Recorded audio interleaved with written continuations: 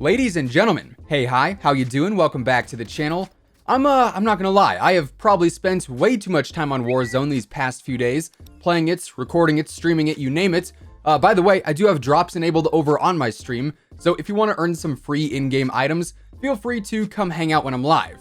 But yeah, I have seriously been enjoying Warzone so far, and one of the biggest questions I've gotten is, Zach, what is the best loadout to be using? And honestly, we are so used to seeing certain setups over in multiplayer, you know, the M4, the MP5, the 725, that we kind of just get used to those and might default to them in certain cases.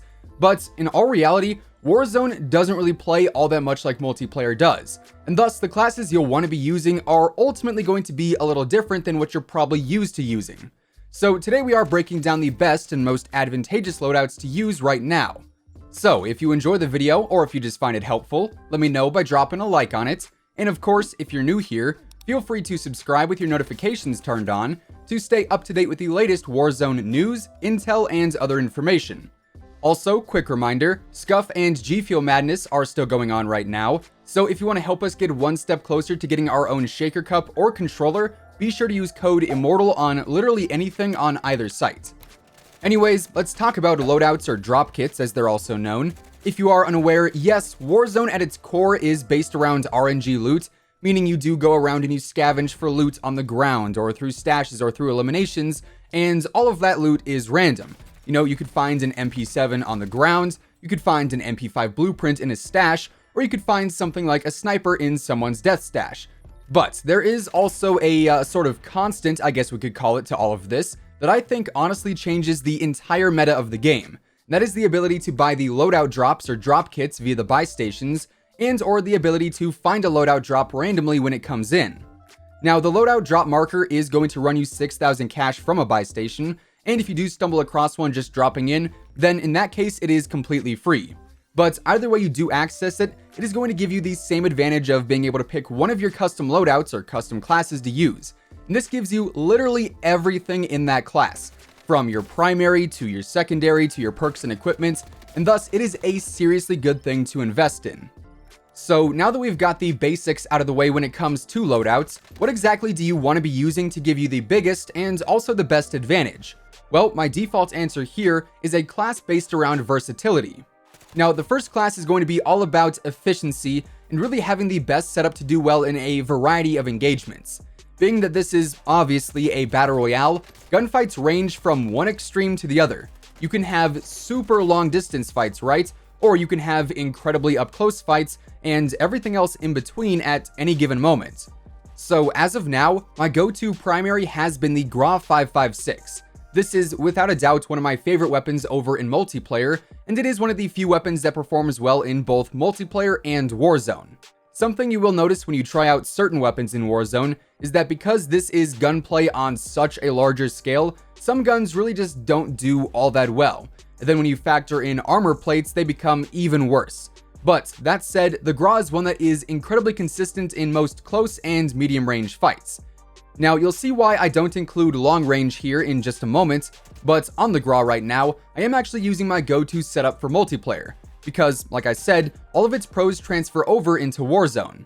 So I've got the monolithic suppressor to extend my range a little bit, and this is also going to keep me hidden as well, so it also helps keep my enemies unaware of exactly where I might be.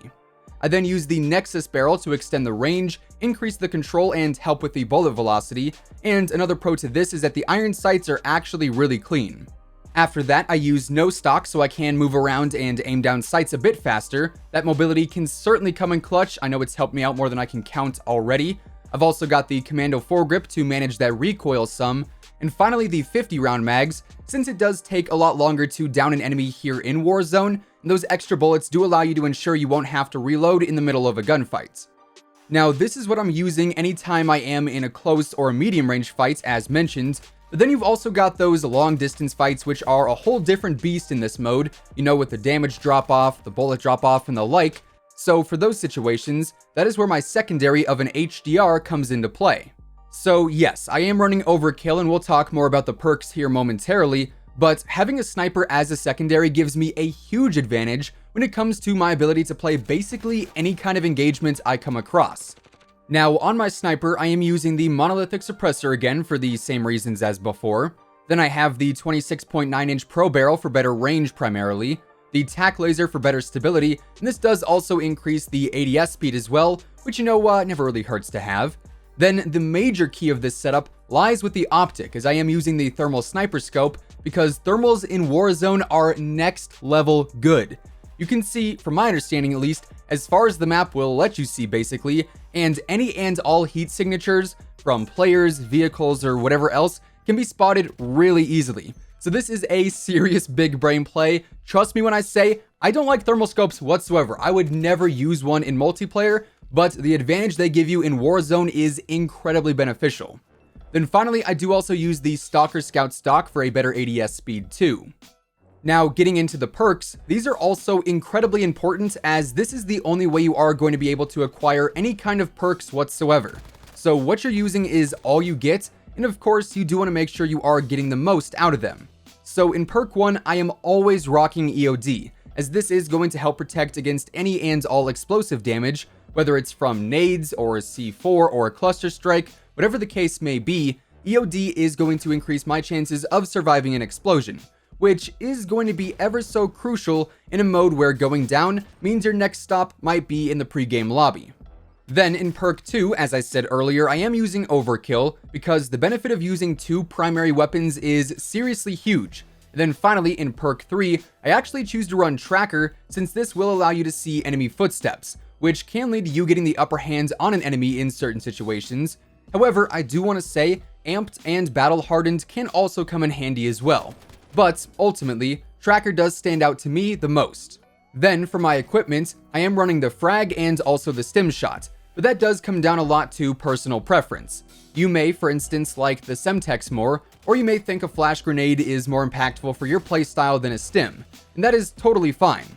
Now, that really is my go-to drop kit for Warzone, but there are also a few other alternatives that can be really useful as well. So on the next loadout, I am rocking the M4A1. This is another weapon that obviously dominates over in multiplayer, and it does the same here in Warzone 2. So here, my attachments consist of the monolithic suppressor yet again, the M16 barrel for better range and control, the GI mini reflex, but that one is a lot more preference based. That can absolutely be swapped out for, say, a stock if you did want some better mobility instead. Then I have the commando foregrip for the same reasons as before, and finally, the grip tape that is stippled for some better mobility in general. Now this is more of a heavy hitting setup, I guess you could say. The GRA class is a bit better close range, but this M4A1 class can definitely be more effective at some longer distances due to the attachments we're using. Then for my secondary on this one, I'm actually using the R90 shotgun, which I think is probably the best shotgun in all of Warzone because it is just absolutely broken as can be in its current state. It can one hit up close in some cases. If it's not a one hit, it's probably going to be a 2 hit. It's got some pretty consistent range, and yeah, in general, the R90 is pretty effective to say the least. So here I've got the muzzle choke for better range, the sentry barrel for better range, the 5mW laser for better accuracy, the stippled grip tape yet again, and also sleight of hand for a better reload speed, but that could also be swapped if you wanted some more recoil control or some more mobility. Now, we do also have one more drop kit for today, and this one is definitely the most aggressive out of all the ones we've looked at so far. So as far as the primary goes, honestly, just take your pick. You can rock the GRA, the M4, or even the HDR setups that we've already broken down so far. Those would definitely be my recommendations, especially either one of the assault rifles. And then for the secondary, we've got the MP5. Now on it, I am using the monolithic suppressor once more for better range, the collapsible stock for better speed, the Merc foregrip for better accuracy and control, the 10mm rounds for a slightly better damage and better range, and of course the stippled grip tape yet again. Now this class is really all about aggression, as I said, and it gives you the ultimate firepower between the GRA or the M4 as the primary, and then the MP5 as a secondary. I mean, those are some of the most consistent weapons in both multiplayer and Warzone, and it'll be a tough task to eliminate anyone who's got full armor and a class like this equipped. Anyways, with all of that being said, those are the best drop kit setups here in Warzone, and that is going to wrap things up for today.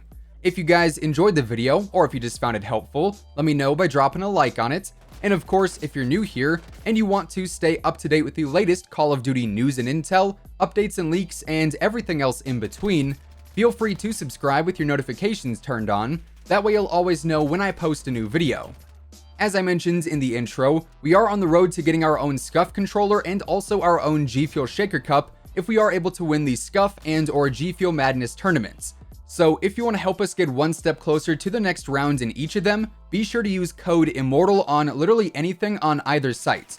But once again, thanks so much for tuning in, and until next time, take it easy, have an awesome rest of your day, and I'll catch you guys later.